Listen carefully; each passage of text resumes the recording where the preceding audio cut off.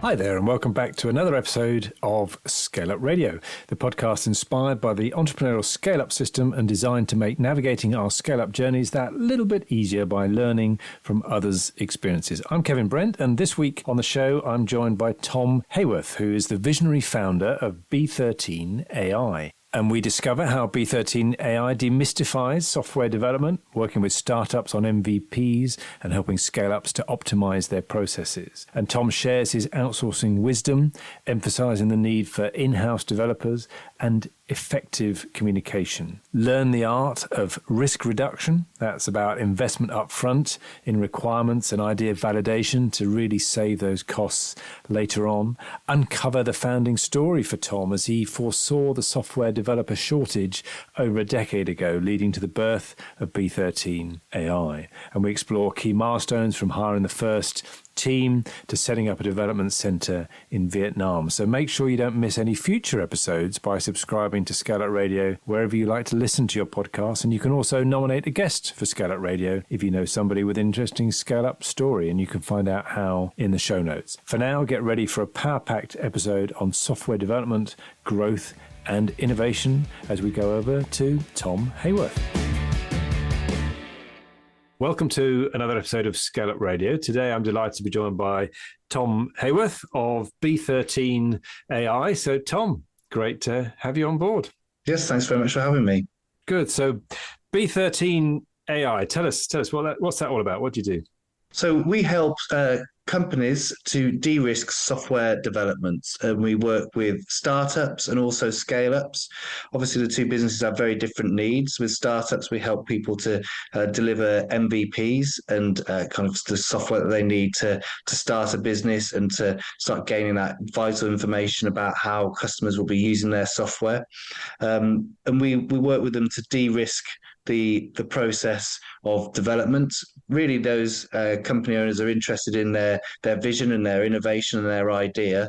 And then the next thing they're interested in is how that's going to be beneficial to their clients. They're not really interested in the journey of turning those ideas into software, and not really interested in that software itself. They're more interested in what it brings to the client. So we help to demystify that whole process and to de-risk it and to ensure that our clients have software that is going to be valuable to their customers. And we also work with scale-up businesses to deliver much more mature software delivery systems. So often when companies are in startup mode, they're very agile and quick, and they want to get stuff out very quickly and start getting that information from their customers. But when you're moving into scale up, you want to make sure that your software systems are robust, that you have good practices in place, that you're able to make sure that your development is as efficient as possible, and also that that they're able to scale their development teams confidently. So those are the two main areas that we help people with de-risking software development. Okay, so getting the idea out of the founders' heads and into a bit of code that actually starts them on the board of being able to earn some money, presumably, or at least providing the service to their clients. And just, I guess, to demystify any acronyms or anything, most people, I'm sure, will be familiar with MVP, but the minimum viable products. Yep. Sure. Yeah, exactly. And then for the scale ups, then they've already got some traction, but now it's a case of how do we really take this to the wider market and really how do we introduce rigor? How do we introduce maturity into processes to make sure that you're running software development practices in the way that bigger companies do, and that is absolutely vital for ensuring that your systems aren't going to go down in the middle of the night with no disaster recovery or backup plans, and no way of receiving tickets from clients, making sure your applications are scalable, but then also making sure your development practices are well defined so that you can scale your team, add new developers in without losing control of what's going on. Excellent, good. And how long have you been running B13? When did you set it up? So I set it up about 10 years ago. We've been we've always been a software development consultancy. So we started with a few clients that we were delivering software solutions to, and along the way we've learned a lot of lessons and got much better at kind of communicating between clients and developers. And we've realised that we're actually one of our strongest USPs is around managing risk in software development at kind of many different phases of a company's life cycle, and so that's the area that we really focus on now. Okay, so manage that risk, and I guess as non-technical founders, that's one of our worries is that we don't really understand whether what we're being told is absolutely accurate. If we're being told that this is a really complicated system, as we were talking a little bit earlier off air, or equally we just don't know if somebody's going to say it's going to take this length of time and this amount of money. If we're not technical ourselves, it's very difficult to know, isn't it? Yeah, and those are the main two things that people are interested in. As you can imagine, how much is it going to cost and how long is it going to take? Those are the things that people want to know when they engage with a software development company. But there are so many more things to consider, and I think those are the most dangerous things, the unknown unknowns when you're going into a venture like delivering software. There's an awful lot that can go wrong. There's an awful lot of risk there, and unless you know or are being told those things, a lot of the time it isn't in the development company's interest to voice all of these risks up front, and people go in with their eyes shut a lot of the time. And so our role is to really help enlighten people, understand what the art of the possible is with software, understand what the problems and the risks are with getting there, and then to help them to de-risk right at the start so that we can have a much more pleasant journey in delivering that software. Great. And can you give us a feel for the size of the business, the scale, the stage that you've got to? Yeah. Okay, so we have operations here in the UK and also in Ho Chi Minh City in Vietnam. So in the UK, we have our consultancy where we have our business analysts, our testers, and our project management team. There's currently 9 people here in the UK. We had 12 before COVID, but we've kind of streamlined a little bit since then. But in Ho Chi Minh City in Vietnam, that's our development center. That's a wholly owned company out in Vietnam, B13 Technology Vietnam. And we have about 100 to 110 people active on a daily basis over there. So it's a reasonable scale. We're delivering kind of many projects in parallel. And they're great guys. Very good. And what made you settle on Vietnam? So we tried a number of places. So when I started the business 10 years ago, I can talk to you a little bit about the reasons why I started it. But when we started it, offshoring was a big factor for our kind of bottom model and our USP. And so we tried several different places. Actually, we worked with India, Russia, we worked with kind of Eastern Europe, and we also had people working for us in Vietnam, a couple of different companies actually in Vietnam. We were using partners at this point. So we were doing the work here in the UK, the consultancy work, and then working with partners to deliver the software.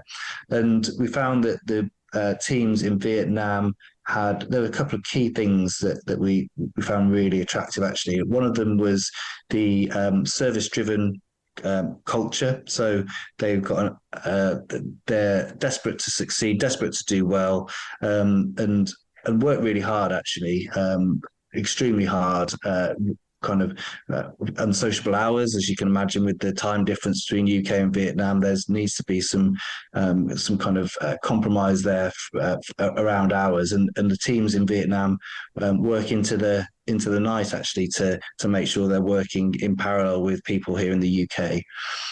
So that was fantastic. And then the communication as well is excellent, and the technical ability.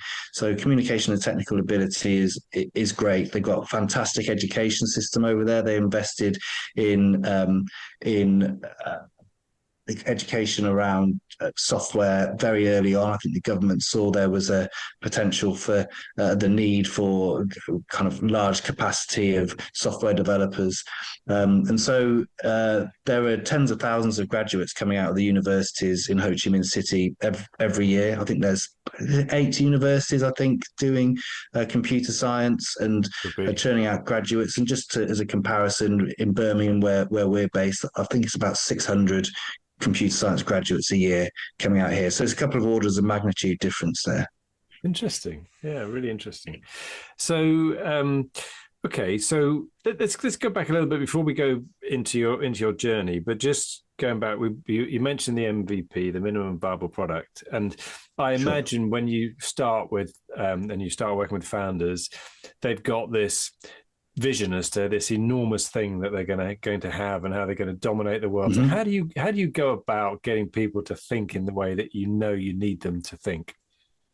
Yeah, so we've got a very well-defined process here that we use. It's a service that we call venture mapping. We work with customers kind of week in, week out using the same process, and it's tried and tested, and we know that it works well to de-risk the software project. Step one of that is always around understanding the customer base, knowing your customers and how they're going to be using, what you're thinking of developing. What is your innovation? Are you sure that is going to be useful to your customers? And it is very much a well-established kind of methodology, lean startup. I don't know whether your listeners will know about it, but it's all about kind of making sure that what you're going to deliver is going to be of value to the people that are going to use it. The last thing you want to do is spend a lot of money on some software that you didn't check people wanted beforehand. You just assume that they would, and then you get to the end and try to start marketing it and you've got no interest whatsoever. And so the first step in the journey is to build up a community of potential customers and start talking to them about your plans and making sure that it is actually what people want. Okay, right, very good. And then trying to make sure you identify the one or two big things, the sort of 80-20 rule, I guess, sort of yeah. So this is it's in the name, isn't it? Minimum viable product. So you've got to look at what is the kind of the least amount that you can do that's going to provide value to your customers. And so we have our business analysts here in the UK that can sit down with our clients and really go into detail around what it is they're trying to achieve, what evidence they have of the value to their customers, and then kind of talk through what is the art of the possible with software. How can software be used to solve these problems? And just as importantly, what can't be done? And where are the limitations here? And so it's and so we will break out the client's requirements or their ideas into very kind of distinct feature sets. So each different feature will be broken out and described in a lot of detail, and then we're able to provide estimates for how much cost there should be against each feature. So from that you can do a kind of a cost to value analysis, looking at how much a feature is going to cost for you to develop, and then how much value it's going to bring to your clients. And you can make a much more informed decision about what is going to go into that minimum viable product. What is the minimum that you can do to make it a viable product that people want to use, and get it out there, and then start getting the valuable data from your clients about how they're using it, what they like about it, what they don't like about it, and how they want to see it improve in the future. Great. So a fair amount of work before anybody even writes a line of code. Absolutely. That's the key. A key kind of factor here is the cost of change in a software development project.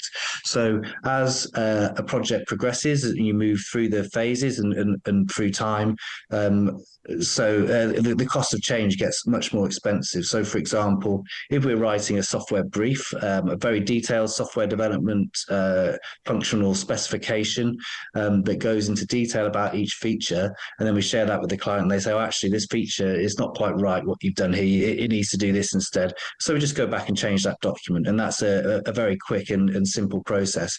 Whereas if they wait until it's been developed and the code is all there and it's a software application already, and then they say, actually, this feature isn't quite what I wanted it to do this instead, then the cost of making that change is exponentially different. It's so much more expensive to get to kind of engage the developer, get them to go back. They may have developed the initial version weeks ago and they're going back and having to make the changes, try and recall and remember what they did, and that's where the cost is in the development project, in the development itself. So if you can spend the time up front and get as much information and clarity as possible at that point, then you're de-risking the potential of costly changes later on. Excellent. No, I love the way that you've described that. Yeah, really good. So one more thing, sorry, about this. I think that with startup founders, they've got two really good traits that make them successful at what they do. One of those is problem-solving abilities. They're confident in their ability to solve problems as they arise. And the other one is a propensity for risk, being able to go into a project knowing that there's risk and knowing that they'll be able to solve the problem later. And so it's very, very tempting, particularly when dealing with people that aren't necessarily telling them about the risks involved, to say, right, let's just get on with this and start building this software and we'll see where we get to. Yeah. And that's a very tempting thing for them to do. But the problem is, yes, they may be able to handle that risk and they may be able to solve the problems as they arise, but the solutions to those problems will cost them a lot more money later on. So it's much, much better to get that clarity and certainty up front before starting development, however tempting it may be to just dive in. Excellent. And yes, as you say, by very nature, entrepreneurs are ones that want to push ahead, don't want to spend a lot of time doing plans and waiting. They just want to get going, don't they? So yeah, absolutely can see that. So what made you start right at the very beginning with B13? How did that come about? So I just I did 10 years as a software developer before I started the company. Started out as a junior working at kind of small companies and agencies, and then moved around quite a lot, actually, by design. I wanted to get as much experience of different businesses as I could. And I started working at larger companies. I worked at TUI Travel. I also worked for DEFRA, working on farming subsidies, before moving to GCHQ, and worked at GCHQ for 4 years. And during that time, I could see a pending or a growing problem with this digital skills gap. I don't know whether people will have heard of that, but effectively what that means is there aren't enough technical people or developers, if you like, to be able to handle the amount of development work that there is in this country, and in most countries in the West, actually.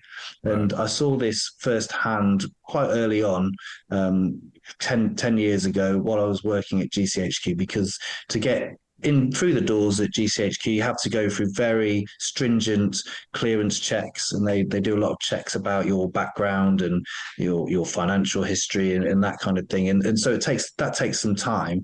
So they weren't actually able to get developers into the building quick enough to meet with demand.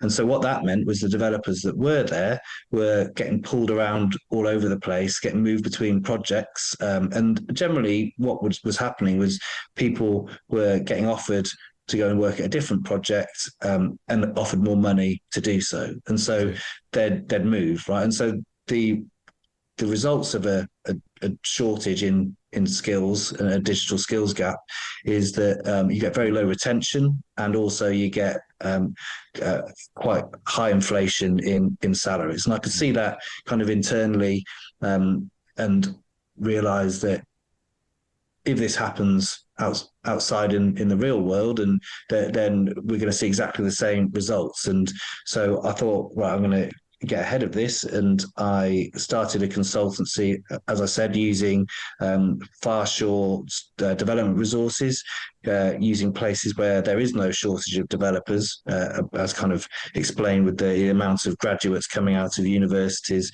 And they've been doing, in Ho Chi Minh City, there's been tens of thousands of graduates per year for years. So that means that there's some very senior people as well, and there's no shortage of these senior people either.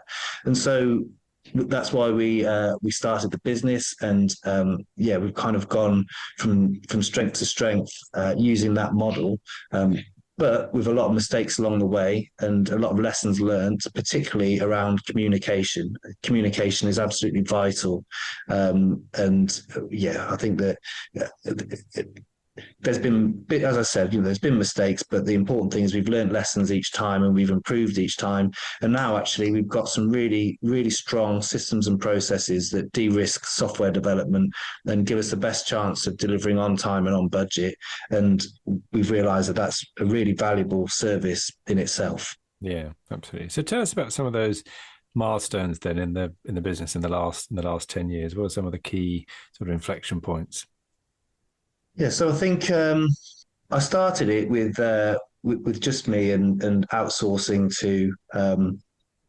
to offshore development teams, which obviously meant that I've got my capacity as a software deliverer of software was massively increased compared to anything I'd had before as a kind of an individual developer.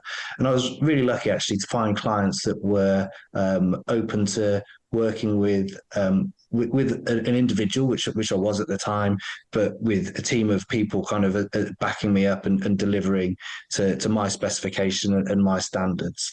And so I did that for about a year, I think, maybe a little bit more, and then realized that actually a lot of what I was doing in the UK could be done by others. And so that's when I started employing people in the UK after about a year. And that really helped to start growing the business. You become a lot less profitable when you start employing people. I think that's something that took me by surprise a little bit, because the efficiency does go down.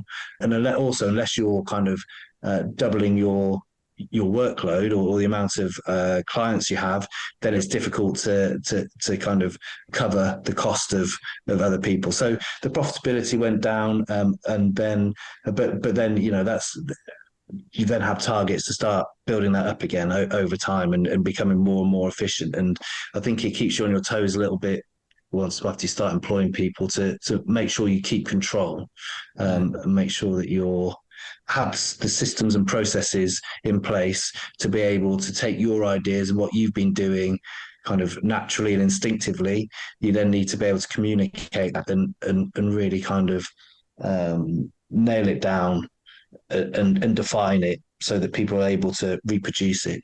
And so that was the point where I started building up the systems and processes. And since then, that's something I've been really hot on.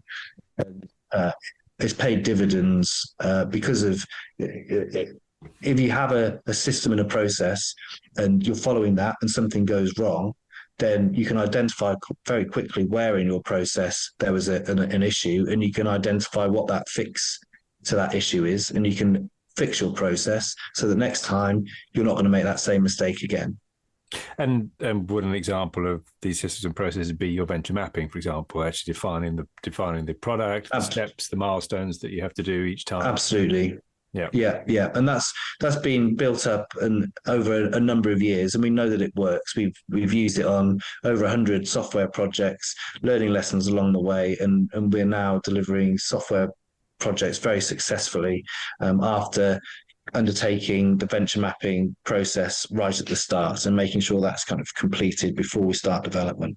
Yeah, also project management tools as well. So we've always used project management tools and customized them to make sure that the whole team are following our processes and our approach to development, so that there's some consistency there. And then more recently, we've kind of built out our own proprietary project management system called Cadence, which provides us with all of the visibility we need about where a project is, also making sure that the developers are being kind of given information about the quality of the code they're delivering. So as they commit code to the repositories, as they commit code, they're getting informed about the quality of that code. So where there are potential bugs in it, or where there are potential kind of issues where it's not very readable to other developers.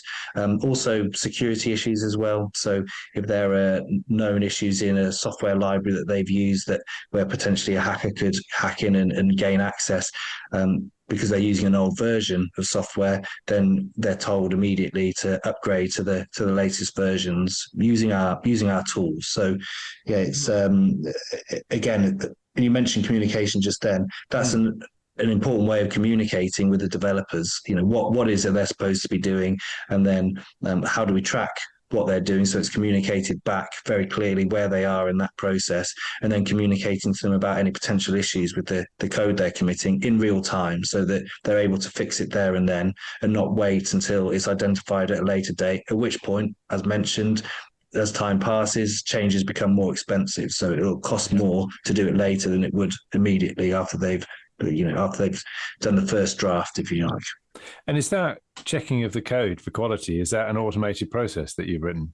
It is, yeah. It is, and this isn't something that we've invented ourselves. It's something that is best practice and should be done by anyone that's developing software. But a lot of the time, that doesn't get done. It's called static code analysis, for example, and often that isn't being done. But we build it into our tool by default, so that it happens every time. And yeah, it's best practice, but we're kind of calling it best practice out of the box.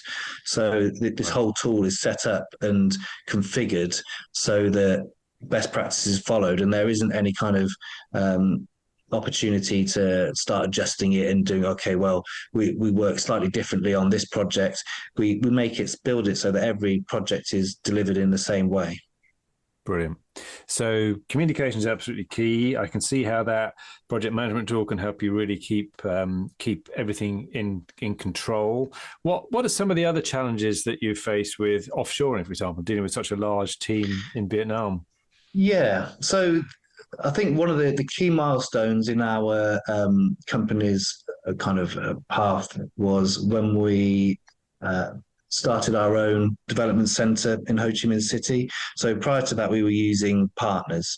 And the problem is with that, there's a couple of problems. The first is a commercial problem where if you're paying a partner, then there's almost like a middleman who's inflating the price. You're not getting to pay the developer directly. You're paying someone who's paying, and so they're putting markup on the prices. So by setting up our own consultancy, it meant that we were able to save substantially on that middleman cost. But the other key factor here is that when you're working with a partner, the developers aren't working for you, they're working for their company. And so it means you have a lot less kind of influence on how they do their work, what the processes are that they follow, and you can ask the partner, can you follow our process?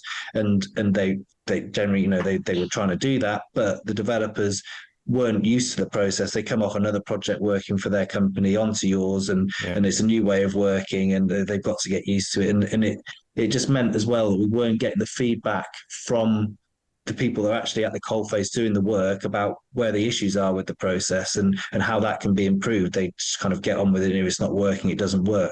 Whereas as soon as we had our own company, our own developers, we started getting that feedback from the people about the process that we were asking them to follow. And so we're able to start improving that process for, to make sure it works for us, but also to make sure that it works for the developers as well. And so, our delivery and our quality and our velocity as well, how fast we're able to do things, all increased when we started our own company, a development center in Vietnam. And to be honest, I think we probably should have done it a bit earlier. But when you're kind of you have a solution and it kind of works, and you're just kind of getting on with it. It's almost like, it's not broke, then don't fix it. Well, things can be not broke, but not as good as they would be otherwise, right? So I think that it would have been a good idea to have done it earlier. But when we did do it, it was very, very successful. And what were some of because it's quite a big step, it's quite a big change from having somebody else doing, running all the risk in a way for you, and just using their people to setting it up yourself. So what were some of the lessons you learned about doing that and the challenges you had to overcome? We wanted to make sure that we had this operation was well run. So we decided we would start with the leader or the leaders in the operation, and so we already had a partner in Ho Chi Minh City, and we decided that's where we wanted to operate from because of the reasons I said earlier, and so we'd been out to Ho Chi Minh City a couple of times already, and so we planned a trip over there, and what we did was what we wanted was someone to lead the operation that had experience of the Vietnamese culture, but also the UK culture as well, so that they knew or had insight into some of the issues and the considerations of our clients and us as well. And so my idea was to find people that had spent time in the UK and to arrange meetings with them, so that when we went over to Ho Chi Minh, we were able to kind of pack in, 10 meetings a day. It was, I think, over a period of 3 days, speak to as many people as possible that had spent time in the UK and had experience of working with software consultancies and obviously knew the Vietnamese culture. And the woman that we found, Ha, she had gone to university in Brighton, so she'd come over here and done her degree in Brighton, so she had that great experience of the UK culture, and she'd set up a couple of software consultancies before, mainly working in HR and resourcing, and so she'd never actually run a consultancy before, but we really saw the potential, and hiring her absolutely paid dividends. She's been amazing, and we actually started the process of obtaining a business license in Vietnam, which is quite a difficult thing to do as a foreign business owner, and takes a lot of time. We started it just before COVID. Yeah. And so then COVID happened, and Vietnam locked down very heavily. Actually, is probably one of the most strictest countries at not letting anyone in. So we weren't actually able to go over and visit Vietnam for the first year and a half of owning a company there. But Ha was amazing and grew the company from, we probably started with about 20 developers, and she grew it to 120 people active on a daily basis without us actually going over and interfering. So she did a fantastic job for us. Very good. So clearly, really, really key hire, and such a key hire. How and you talked earlier on about with the skills shortage of how you retain people. How have you managed? What do you do to retain Ha? She's obviously a key person for you. Yeah, so communication again is absolutely vital, and giving her a lot of responsibility to be able to make decisions and run the operation as she sees fit. Obviously, we employed her because of her experience and knowledge of the Vietnamese culture, which we don't have, and so we often, we take problems to her, but she comes up with the solutions. So we're not hand feeding her anything. So she's got that responsibility and accountability, and I think that is a really key thing for her. But we often go over to Vietnam to kind of nurture these relationships with her and with other key people within the business, and I think that and also our culture as a business as well. I think that something that we do, and we've always done actually in the UK, is the remote working. So even before lockdown, we were remote by default, and we were mostly interested in results rather than when or where or even how long people were working. What we were interested in was they were getting done what we needed them to get done. And so we took that same culture to Vietnam, and that was in the UK, it wasn't very common before COVID. It's become more common now, but in Vietnam it was unheard of. And so, and also the fact that I think that Ha was one of the first, if not the first, kind of general manager of a software development consultancy in Ho Chi Minh City as a female. I mean, so so that was so that culture of kind of forward thinking, modern approach is something I think is very refreshing in Vietnam, and I think that has gone a long way to helping us with retaining the people that work for us. Very good, very good, absolutely fascinating. And you obviously love what you do. What is it you love most about what you do?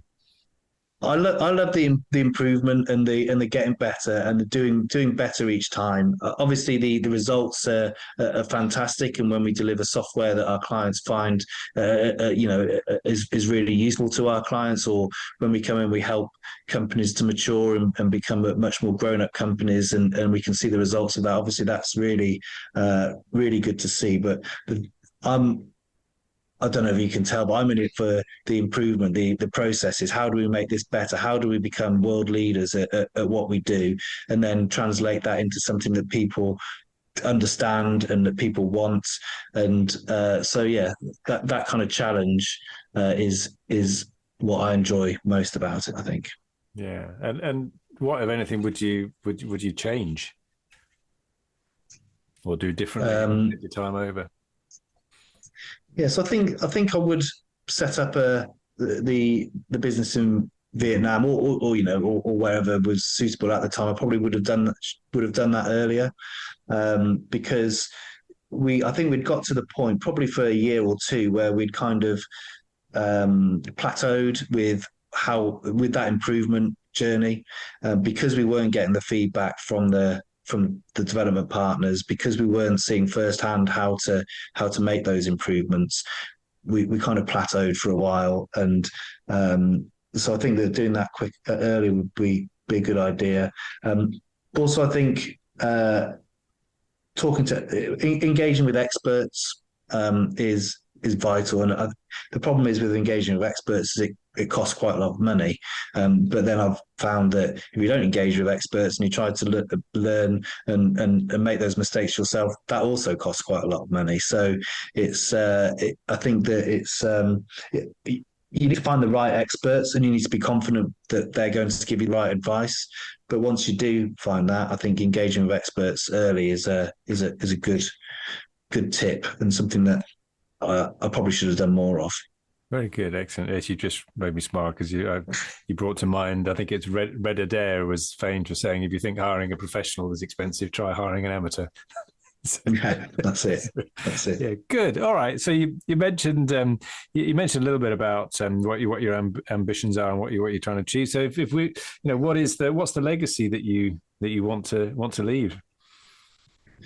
Yeah, so we've got really kind of ambitious goals as a business. So we're at a point now where we've got a fantastic set of systems and processes to de-risk software. We're looking to scale that and to bring that to more and more people. But we've also got ambitions around AI, hence the name B13 AI, and using that to provide as productivity tools to really enhance software development process, to make it more cost effective, to make it more efficient, and to democratize it, to bring it to more and more people. I think that as a software founder, it's very difficult to get high quality software development. And it's a bit of a minefield as well. You could think you're choosing the right partner and end up horribly burnt. And so it's our ambitions to make sure that we're bringing that to as many businesses as possible, and start automating as well. So we've got plans to automate the process of getting requirements out of clients. So we can use AI to do that. We know the kind of the architecture and the plans for building that, and we have kind of a couple of grant applications in play at the moment where, hopefully if they're successful, we can get started on that journey. We're also kind of joining accelerators to be able to do that. And what that is going to bring for us is products. So we already have our project management tool, which we're using internally, that I talked about a little bit about earlier. Well, we're looking to take that to some of our clients in the next couple of months, and then use that as almost like a closed beta, so that they're kind of validating that this tool is useful to people outside of B13. Yeah. And then once we've done that, we can start kind of selling it further afield and selling licenses to other developers. But then we've also got this AI that can help generate software requirements and kind of almost tease the requirements out of the end user. So they're talking to a chatbot that's an expert in the field and can talk to them all about what is it they need to consider in the same way that our business analysts do now, and then kind of off the back of that generate a software specification. And then going forwards, we have ambitions to be able to start generating software automatically as well using AI, which is a longer term goal, but again, something that we know how to do. And that's all about building up the data in order to be able to do that. And so as we scale, we'll be getting more and more data, and within the next 6 years, hopefully we can be a player in the kind of industry of generating software using AI. Excellent. Brilliant. Well, it's been absolutely fascinating talking with you, Tom. Really, really enjoyed our conversation. And I think lots of really good lessons and takeaways for anybody listening. So thank you very much indeed. Are you okay for a couple of quick fire questions before we close? Yeah, so I'm not sure if one of the questions is going to be around ways that people may be able to benefit from what we do. Yeah, but we do have a. Is one of the questions about that? Well, it's certainly how can they get in touch with you? Right. Okay. So in terms of getting in touch, we've got a very simple domain. It's B13.ai. We've got an email address, hi@b13.ai, or you can email me, tom@b13.ai, and then we can kind of feel free to get in touch, and we can with problems or issues, and I can give you some advice or give you some consultancy. I'm quite happy to do a kind of half-hour phone call to talk through things, but then we also have a quiz that people can log into and take. It's all about, if you're looking to start a software project and you want to know what to get in place before you start, then you can go on and you can take this quiz, and it will ask you questions about what you already have in place, and then give you a kind of a score for how ready you are or how risky a software project would be to undertake where you currently are, and then would email you a report to kind of talk about the detail about the questions that you answered and what are some of the things that you can do to de-risk a software project that you might be considering. And the domain for that is wiz.b13.ai. Fantastic. And B13 is B13. Yes. That, isn't it? Yeah. Yes. Very good. Excellent. Oh, that's fantastic. This sounds like a really interesting quiz and useful thing to do. So, couple of other quick questions. If you could go back to your younger self, what advice would you give yourself? So I really like working for myself. I really like being a business owner, and I really like the adventure that I'm on here. And I think that so I was employed for 10 years, and I learned an awful lot during that time. And in fact, the last 4 years while I was at GCHQ, or at least 2 years of that, I learned an awful lot. But I think that don't be afraid to make that leap and start doing, running your own company. It's risky, and it's definitely not always easy, and there's a lot of stress involved with it. But if you're if you have the kind of the same makeup and drives and ambition that I have and that I had, look for that opportunity to start the business and get on and do it. Don't put it off, because it's never the right time. And I think that getting started when there's an opportunity is really important. Excellent, really good. And are there any resources you'd like to point out that have maybe helped you on your entrepreneurial journey, whether that be books or podcasts or courses or something that's helped you? Yeah, I think the book that gave me the most inspiration, and I mentioned it already, was Lean Startup by Eric Ries. If you're thinking about undertaking a software project, then read this book, Lean Startup by Eric Ries, and then take my quiz.b13 AI, and you'll be in a really good place. Perfect. Brilliant. You're obviously developing them yourselves, but any apps that you use that have made the most difference to you or the business? So there are a number of apps that should be used while you're building software. So as a software developer or as a business that is looking to kind of scale up and recruit and run software development teams, there are some really good apps out there that are needed to monitor quality and security of your code. So a couple that I can give you: a SonarQube, spelled with a Q, so sonar and then cube with a Q.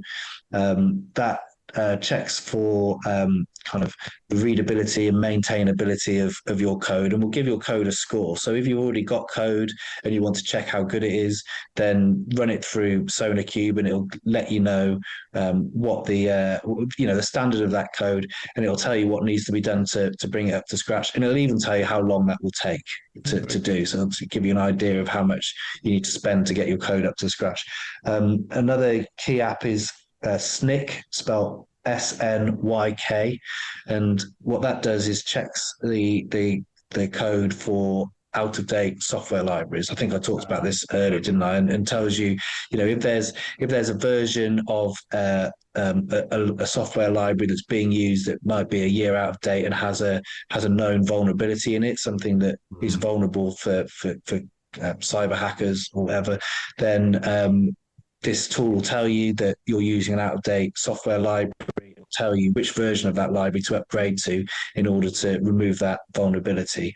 And so, I think that's a really useful way of ensuring the security and robustness of your software without necessarily having to spend thousands of pounds on pen testing, which we also do, by the way. So we have pen testing, which is effectively, ethical hacking. So it's you're paying a hacker that to go on and try and break into your site, so they can tell you how they did it, so that you can fix those problems. Yeah. And that is the traditional way of identifying security vulnerabilities.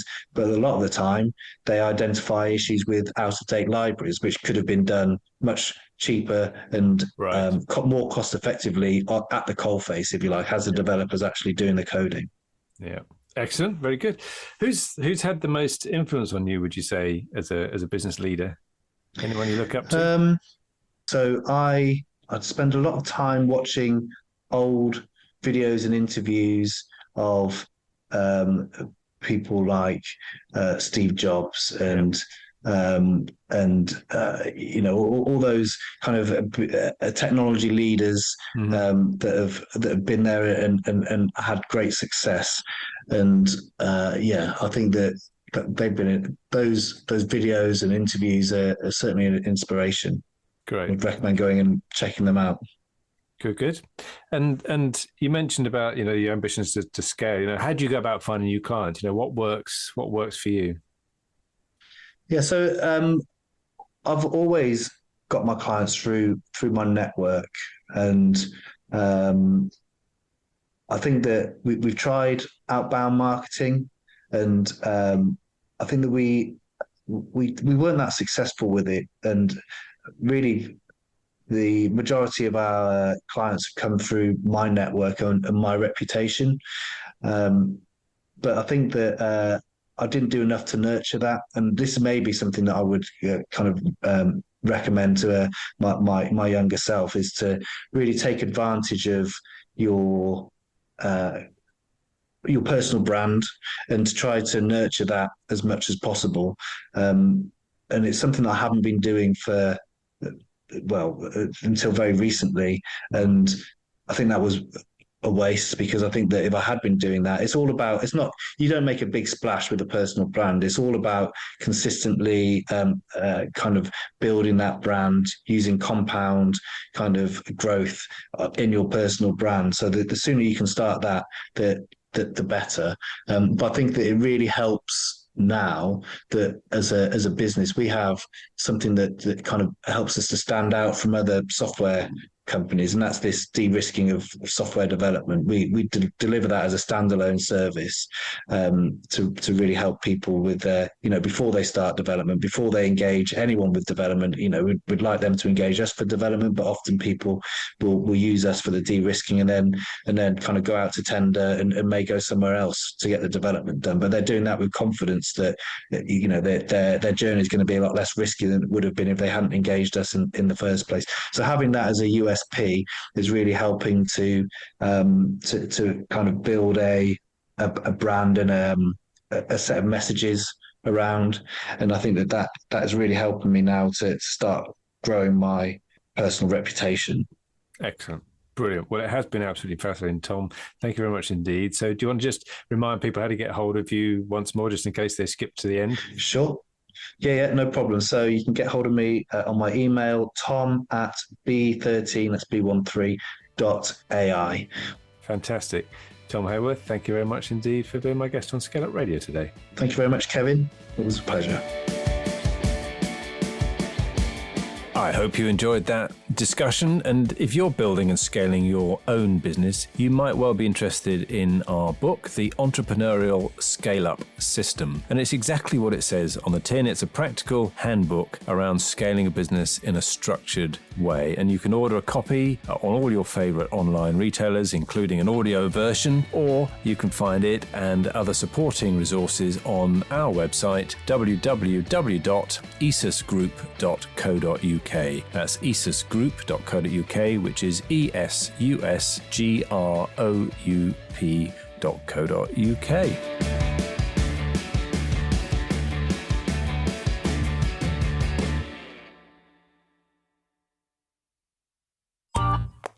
This has been a Monkey Pants Productions podcast.